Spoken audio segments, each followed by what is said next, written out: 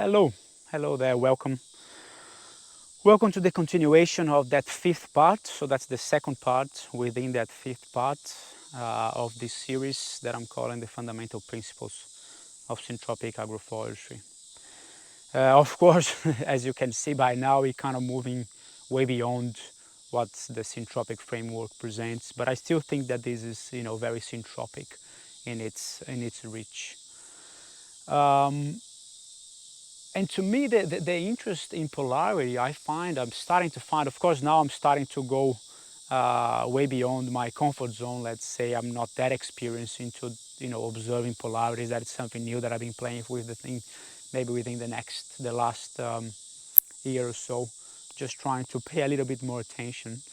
But I find, well, I think it's a valuable thing to present to you guys, to share some of those ideas, because what I'm starting to observe in my practice as I manage my systems is that looking at polarities, it's very, very powerful.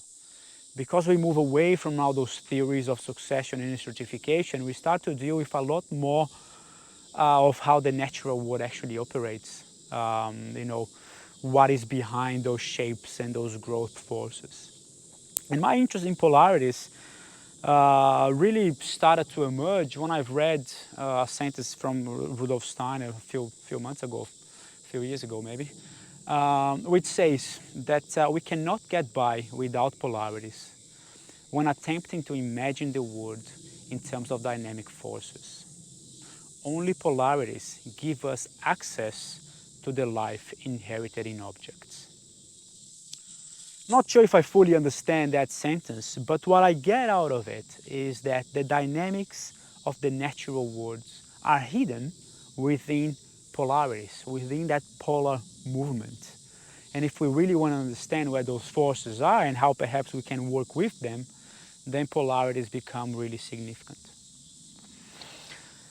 And then a few months ago, as I was reading Living Energies, which is a book by Callum Coates on the work of Victor Schauberger, and over there as well, there is quite a strong emphasis on polarities and how they manifest. And there was a very beautiful sentence as well that it's kind of helped me to understand the whole process as well. And the sentence says like that: the manifestation of all natural forces is the result of the interaction between two opposites, neither of which can reach totality in the physical world, for they can only become total when they unite within their unifying non-physical growing principle.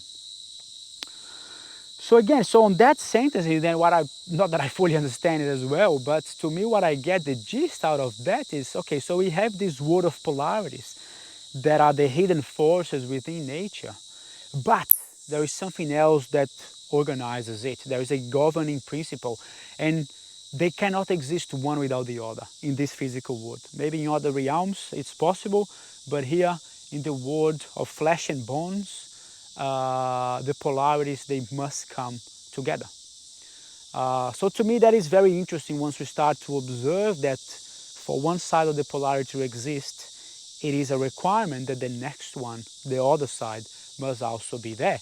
They are the same principle, the same organization, the same governing instrument, let's say. So with that in mind, so that's the idea for today, to talk about polarities. I'm breaking it up in three sections. One is to understand what is that wholeness, what are we talking about, those two sides of polarities? What could be such a thing as a governing principle? The other one is, what is the dynamic force? What can we see? What are we talking about? And then hopefully trying to understand how can we apply that into our decision making, especially when we are managing our systems, when things are moving out of the paper in a way that we haven't perhaps predicted or even understood that it would move in such a pace or in such a direction. All right, so let's kick things off, and I'll just flip that around. So basically, we can say then, based on those two sentences, that polarities is a wholeness, so it's a one, and it's comprised of two opposites. So basically, in a mathematical equation, in a formula, we have 1 over n times n equals 1. So basically, we have one side of the polarity times the other side of the polarity equals a wholeness. And by looking at that formula, we can see that, we can't have one polarity being non-existent. So 100% is on one side and 0% is on the other. As soon as that happens, then everything becomes into a zero. So there is no more a wholeness. The wholeness disappears.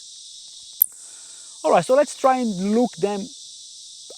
Where are those polarities? What are we talking about? So basically on this side of the polarity, the 1 over n, so we have what is called the thesis side of the polarity. So the one idea side of the polarity, which refers to that side on the equation. And that's probably the side that we are most familiar in today's economic global world, which is a world that tends to be dominated by male ideas or male energies. Is a world that is very materialistic. So we're always looking for causes and effects for things related to matter. We definitely have an interest on gravity, or basically weight. That's how we tend to weight everything. We tend to weight myself and how many pumpkins do I produce, so I can put a price per kilo into my products. We are also looking for quantity. So how many of everything, it's numbers everywhere. We are also measuring quite a few things, and by measuring, we are just then trying to find some kind of repeatability as well, some kind of, okay, we'll measure that so we can repeat and just go bang, bang, bang, bang, bang. This is the measure, this is the beat, boom, boom. We are also on a light world, kind of world, and a light by means of light is where we have clarity. It's our day consciousness perhaps, and it's a word of knowledge. It's a word that we say the known word, which to me it's reference to the past. So a lot of what we do here, what are we doing now in this point in time, has to do with things that we've done in the past, has to be with ideas we've worked in the past, has to be with knowledge that we know. We know that the apples falls from the tree. Yeah, it's a fact. We can measure that through all those principles. However, we must understand that for those guys to exist, we must necessarily have what? Have the other side of the polarity. So on the other side of the polarity, let's call it the antithesis, or the antithesis. So we are now working on this side of the equation, which is actually the most important side of the equation, is the side of the equation that allows us to differentiate, allow us to define things. It's really the animator of life, is where things really come into the living being. So then we have the opposites of that. So male gets balanced by female, matter gets balanced by the spirit, gravity, gets balanced by levity. So perhaps Newton's question shouldn't have been, how has this apple fallen? But perhaps he should have asked first is, how has the apple got there in the first place? Because without levity, there is no gravity. So that must have a force that lifts things up. Quantity, we have quality. That's a simple one. Measure, which usually we want to beat and to repeat. Now we need what? Something else to balance. Something a little bit more rhythmical that goes a little bit more with the flow. Light, we need darkness, absolutely. So that's our feminine, it's our unknown coming into fruition. So exactly, with the known, we have an unknown world as well, which is equally as important. It's what makes us move forward. If we knew everything, guess what? We would stay in the past, but no, we want to move into the future. So here we have it. We have that side of the equation, we have this side of the equation, and that's very important that we must pay attention that for something alive to have its forces, it's not only this side of the equation. We must be working at that. But now, what comes to my mind is, how can we make the decisions between this side of the equation and that side of the equation? How do we judge? Because it's not only, oh, this is bad and this is good.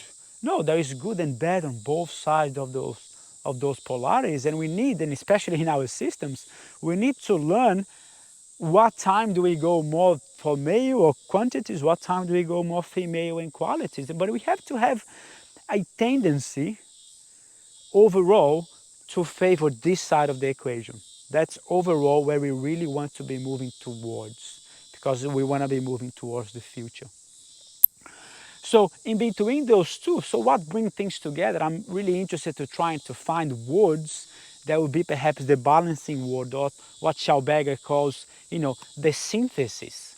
So we have the thesis with the antithesis creates something in the middle, something that governs both elements, something that contains both elements. So within that element, you can then move both between the two.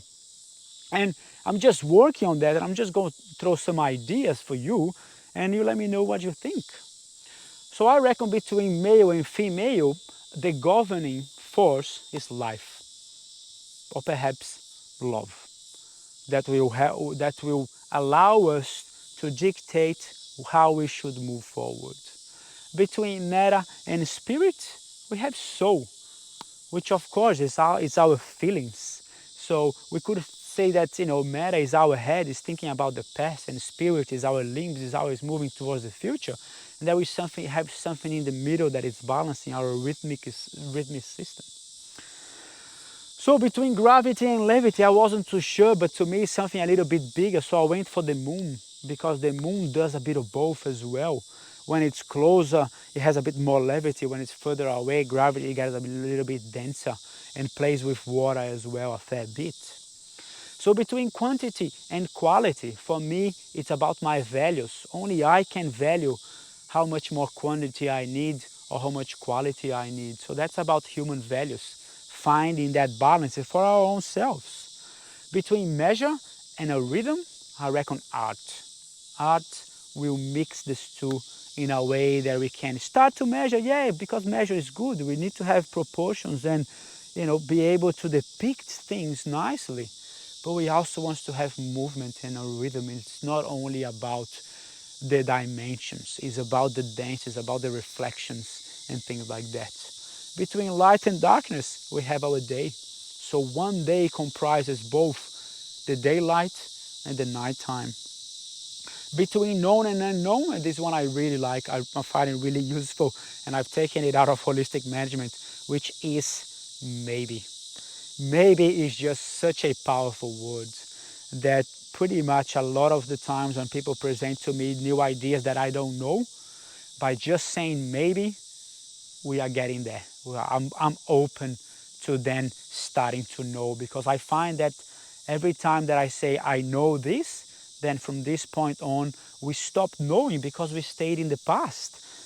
And we want to move in the future. And for us to move into the future in a way that is cohesive, we need the present. So based on that, I think this is where life really happens. Given that that doesn't really exist without that, and Schauberger even says that the maximum relationship that we can have is basically 96% on one side and 4% in the other.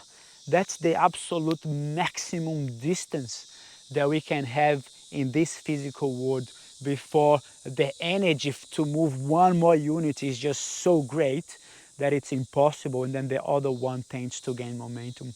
And I almost think that this day and age we are kind of reaching this 96%, because there is such a push now coming. It's still slowly, but there is such a strong, deep push from people to say, no, we really want to move in the other direction. We really want to move towards here, and we really want to be empowering ourselves with those qualities in the middle that allow us then to, it's not just because we want to be here, but we want to bring the polarity a little bit closer to the center so we can be a bit more fluid. This is very rigid. This is very, this is it. Whereas this one is a bit perhaps too much airy-fairy. So we need to be in the middle, we need to be in our soul, we need to be in our breathing, we need to be in our hearts in order to make those decisions. And then finally, I think in terms of how we move forward as well, I've presented on dimensions. And this is, I might be taking a little bit too far here, I don't know, please let me know. Because I reckon there is 3 of those polarities that I think is really important, because a lot of our scientific world is basically dominated by that, by gravity, by quantity, by measures. So by numbers, by weights, and by measures. And this is really pushing us aside. And I think one way for us to balance that is, by looking much more into the levity side, or the life forces, the quality side, and the rhythmical side. So to me, quality is maybe that longitudinal dimension, is when we go forward and backwards. Do I want more? Do I want less? Rhythmical for me is that latitude, is when we're moving side to side. In a dance, of course, dance we move forward as well, but it's more like that rather than tum, tum, tum, tum. And then, of course, the gravity and levity, we have our vertical plane. And so hopefully with those ideas, I think those 3, especially in our agroforestry systems, really become important when we start to look at the levity forces. What are the growth, the living forces? Where are they? Because we need to pick them and prioritize those forces so our system can grow and prosper. We are also looking for the quality of things, for the quality of the growth, for the quality of the leaf, for the quality of the interaction between those plants. And really, we are looking for a rhythm, because this, for us, as I'm experiencing, once you don't have a rhythm on your systems, it becomes really difficult to stay on par, to stay moving with it. So a rhythm, in my understanding, is paramount for how we humans really relate to our system. And basically then, once we start to pay attention about the moon forces, about our own values, and try to make our systems as artistic as possible, then I reckon we are moving towards that side of the equation, and working in many other levels too. All right, so what are we talking about when we're saying about dynamic forces? What's that? And again, I'm not that clear-eyed, and I'm just trying to present some ideas here of what it's meant. So basically, there is a number of movements, I would say, a number of movements. One of the main movements in terms of dynamic forces is that center to periphery. To me, as I understand, this is the primordial movement. That's what we do every day. Basically, we wake up, or basically we are sleeping, so we are in our consciousness, we are within ourselves, so we are one with everything in our sleeping. We wake up, we get out for the day, we experience the day, and then we come back in. And as we come back in, we are now changed. Maybe we haven't become a totally new person, but we have changed by getting out of bed, having a day, coming back in, we've changed. And that is the main principle of movement in the planet. So it's basically, I have an idea, I throw the idea out, the idea comes back to me, and the idea is changed. So with this motion, so basically we have a center and we have a periphery. We have everybody's, it's all in one and it's all separate. And that movement then creates what? It creates the most fundamental life-holding shape in the planet, which is this, for biology, which is the cell. So the cell has a nuclei and has a membrane, a periphery, or you can even go down to the atom, which has a nuclei as well, and the electrons running around it. And that is the most basic fundamental shape that arises out of that movement. And why is it important for us to think about that? Well, because there is a reason why there is a lot of things in the world that are spherical. But also, not only things are spherical to hold life within, but also there is a very interesting ratio between the center and the periphery. Once you start to look at cell development, you see that the cells can only grow to a certain extent. After a certain size, the surface in relationship to the volume becomes too little, and then that cell cannot operate proper. So the biggest cell that we can have is an egg cell, because that egg cell needs to grow to the biggest possible size so it can then divide itself into 30 odd cells, what is called the morula. And so by looking at that, once I've learned this, I was like, all right, how can we translate this? Because if you look at our, our agriculture, especially when we go into the trees, we get systems that the trees become bigger and bigger and bigger. Especially when we're talking about, the avocados and the pecans, they become massive trees. And so what happens then when we got one massive tree? How does it play with that minimum surfaces? So there is a law of minimum surfaces that stops cells becoming too big.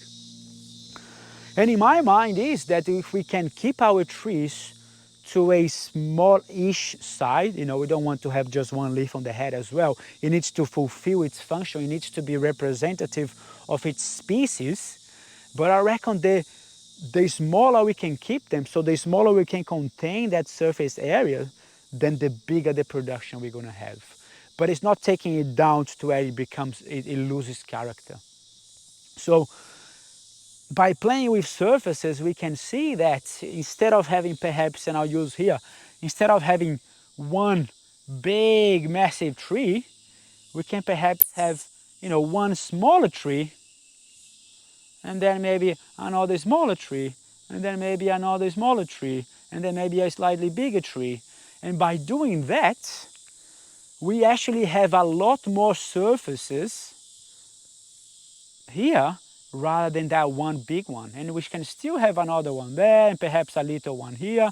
And we start to fill our system with as many surfaces as possible, because surface is where the action is.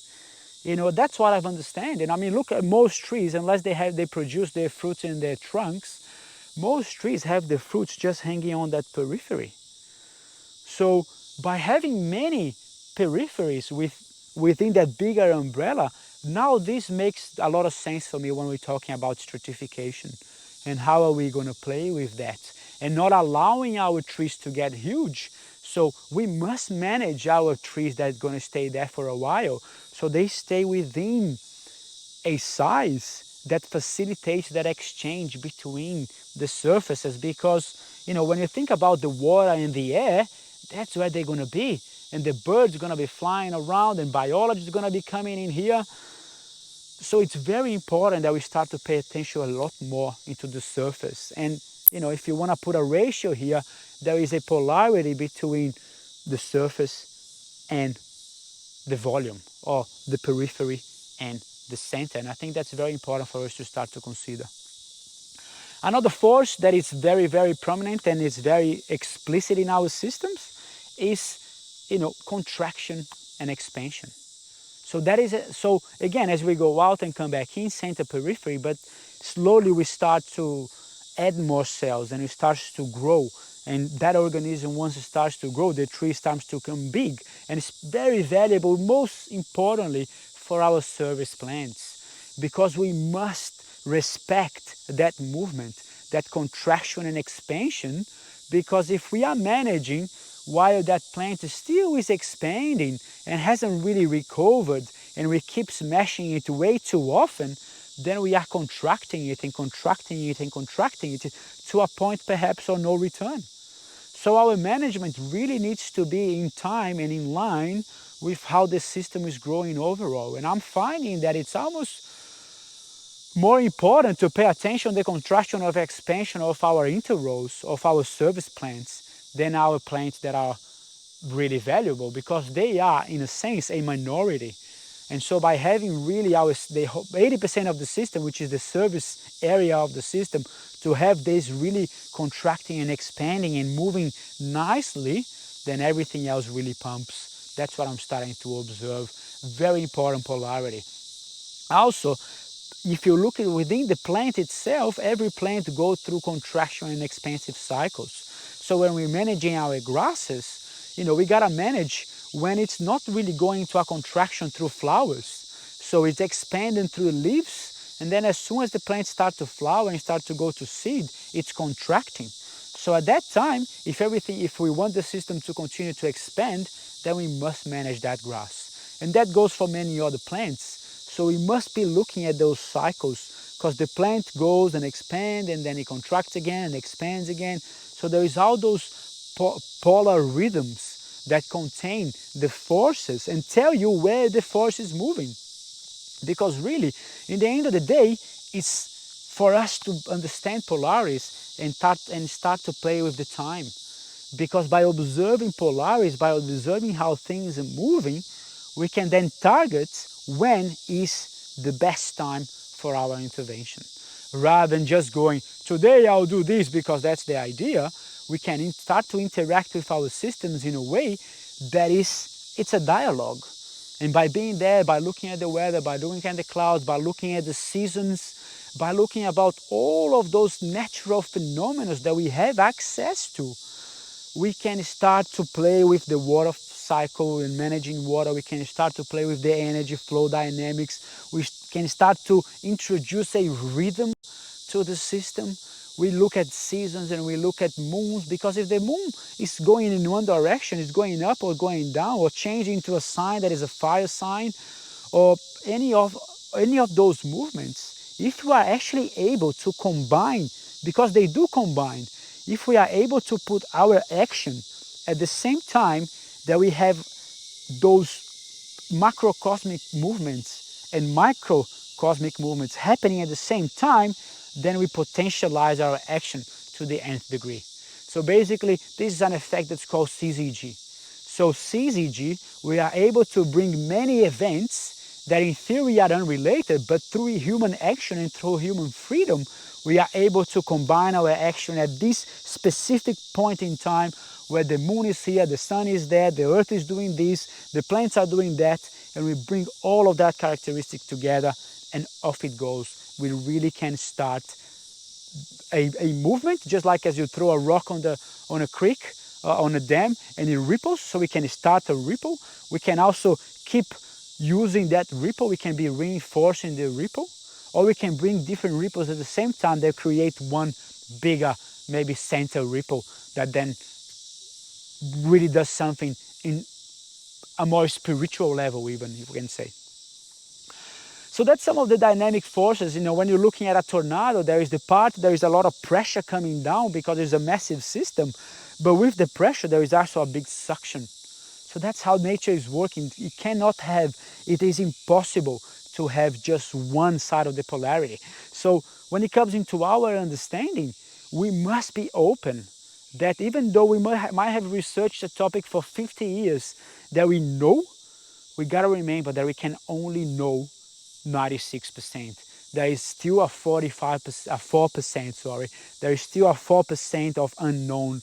There is still a 4% somewhere else. So once we start to understand that, for me it was I really relaxed, because then I basically went, hey, I don't need to know, because I can't really know. So if I don't need to know and I can't know, but I will know when I need to know, I relaxed and I can just move along, trying to know, trying to bring things together, but never ever saying, oh, this I know. Because at the moment I say this I know, means that I kill the polarity, the unknown doesn't exist anymore, and what happens then? What was known is no longer known. So it's kind of an interesting way to look at things. Right, so how can we then start to play with those forces and those ideas to help us in the decision making? So for me, really, it all starts with, let's observe natural phenomena. Let's start to just choose one. Just try to, measure the rainfall and take notes over the days, over the years, and try to see, is there really a rhythm for rainfall for you to happen? And we start to say, like for me this year, I've been collecting rain data for a few years, and this year's like, I don't think I'm going to manage really hard in spring, even though people are saying it's going to be wet, but this spring is just starting to feel really dry. And thank God I didn't. So now the rain started to change, started to come. I can start to feel that there is a different pattern in the air. Off I go. Because another pattern that is very important that I'm starting to understand is the rhythm between the solstice and the equinox. Because, as the name suggests, solstice means that the sun stays. So at this period of time, which goes, a month and a half each side of the polarity, each side of the solstice, things don't move very well. The sun is very stagnant. I can now start to observe how plants at this point in time, unless it's really wet, which, for us here it tends not to be, it starts to be wetter now towards the movement, towards the end of the solstice period and into the equinox. And it's so interesting when I planted things in the beginning of the equinox movement, because from the end of that, so the solstice period to the beginning of the winter solstice, for us, the northern hemisphere, the opposite, that's where there is so much movement of growth. So if I want my plants to grow and manage, I need to take really good care of managing my plants, or even planting my plants at this time of movement. So there is movement and growth. Plants are not just sitting and baking or sitting and freezing. So very, very important. So you start paying attention to anyone. Just pick one natural phenomenon. The moon, could be moon phases, could be moon going up, moon going down, could be moon into a specific sign. It doesn't matter. What is important is that you pick something that you are interested about and just start to pay attention. Start to form relationships. Oh, every full moon this plant tends to do this. Or in da-da-da-da-da. What are the observations that you can do? So that's the next step to me. It's like, oh, what questionings then can we have? All right, so if I'm interested about the moon, so, does the moon influence myself? Does the moon influence my plants? Does the moon influence when I should plant corn or not? Or when I should, prune my service trees? So just by asking those questions, you then start to work into your imagination. You can, of course, go and do some research, look in Google, see what's out there, and just start to collect some data, start to collect some information that you can then start to marry. And, maybe if you produce your own seedlings, is there a particular day, is there a better day in relationship to the moon phases or the moon where the moon is? That is better for that. Can you bring the moon phase and the moon sign together in that seeding and compare? We gotta start playing with those variables and really start to relate ourselves in this living way, because it's so powerful. It's very, very subtle. So that's why we need that other side of the polarity, the female side of the polarity, because that's what defines a lot of things, the subtleties. It's the homeopathic substance, it's the forces. It's not the substance, it's the movement, it's the process behind, is what's really defining everything else. It's the interrelationships in the surface that is making things really move. That's where life is really, really happening. So, and really have this divergent type of consciousness, really try to work things out rather than pin things down. Pinning things down is causing us a lot of problem. Cause and effect, in the living realm, doesn't really apply that much. And then act, go and do it. Do your seeding, or do your management, or do your pruning, or do your first bed. Try to put those ideas into actions. Look at the times, look at the rhythms. So we must be moving into this realm of uncertainty, but we are kind of very curious to get there, to understand those relationships. And then finally, observe what happened. Observed. So you went, you had an interest, you had questions, you acted on it, and now look back and say, hey, what happened there? Did it move, did it didn't? I'm sure it's going to move. It's impossible. Life is movement. Movement is life. There is no other way to put it. So where did it move? Did it move where I thought it was going to move? Did it contract it? Did it expand it? Did it went more rigid? Did it went more fluid? So which directions of those polarities are we moving? Because it's very important that we put the three things that I mentioned on the other side, that we start to bring a rhythm in our life, that we start to look at the life forces, the qualitative forces of the levity pole. And it's also very important that we are looking at qualities, not so much quantities. So if I can give you a homework, basically, I've written this down. We need to rhythmically measure a qualitative aspect of a living object. And I give you any annual plant. If there is one annual plant, if it is a food plant, great, but it could be a weed, just observe how this plant moves. But observe it rhythmically. Can you be there at a specific time of the day? For me, it's the mornings. Early morning, just as the sun is rising, is my golden time. And it's also when there is the most life force coming out. It's this levity force going, all right, it's time to get out of the planet. It's time to move towards the sun. So for me, if you would like to play with those forces, an early morning observational exercise of the same plant will take you very, very far. Anyway, I hope you enjoy that. The world of polarities are fascinating to me. As you can see, I'm still learning, but I'm starting to play, and that's something that takes time because it's about observing lots of variables, and the more interest you have in different phenomena, then the more interesting it becomes because, yeah, the timings of them is just so complex. But it's fascinating stuff, and I'm starting to get some interesting results on when to manage, which you can't just say 6th of February. No, it's like, ooh, what's happening here? Ooh, I'll just manage a bit and have a feel rather just come and smash it. Because the management really is not about going boom, boom, boom, boom, but it's about finding this rhythm. And sometimes it could be a bit bigger, but sometimes there's lots of fine tuning that you just gotta go tum tum tum tum tum tum tum tum tum tum tum tum, and really finding there is just so many nuances. And the better we connect with our body, with our senses, with our mind as well, with our visions, really the more we become part of our systems, the more we start to see that dance. Because this dance is just so powerful. All right, comments, suggestions, please let me know. There is one more session, one more part in this series, which we're talking about the mandala, the elemental mandala, which is again something even newer for me, but I want to present to share some ideas because I reckon this is powerful. And if you have ideas, if you've been working with polarities, if you can help us out, let's share. Let's get out of the books and let's get into nature. Let's get into regeneration. Let's get into production. Let's get into living. You know, enough of this rigidity. All right, love to all. Take it easy. I'll see you next time.